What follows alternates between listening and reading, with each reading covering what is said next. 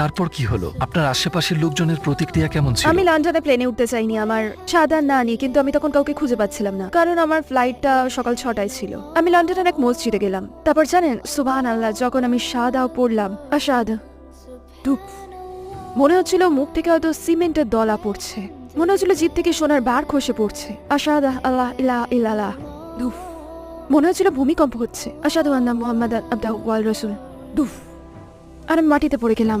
Wow, বেশ বিস্ময়কর ঘটনা ছিল। আর তখন আমার মনে হচ্ছিল হঠাৎ আমি একটা বড় তুলার বলে ভাসছি, মনে হচ্ছিল তুলোর ভিতরে আছি, খুব তুলতুলে, আর সবকিছু কেমন জানি দূরে চলে গেল। পরদিন যখন আমি আমার বাচ্চাদের নিয়ে স্কুলে যাই, তারা সামনে দিয়ে দৌড়ে গেল আর আমি বাড়ি থেকে বের হলাম। আমি ভাবলাম, তুমি হিজাব পরোনি। আবার ভাবলাম, আমি তো এখন ইরানে নেই, তুমি হিজাব পরোনি, তুমি হিজাব পরোনি, তুমি নগ্ন হয়ে আছো। আর আমি দরজা থেকে বেরোতে পারছিলাম না। আমি ভেতরে গেলাম একটা স্কার্ফ খুঁজতে, যেটা একজন আমাকে দিয়েছিল। বেশ আজব ভাবে কোনো মতে তখন আর কি মাথায় চাপালাম। সে স্কার্ফ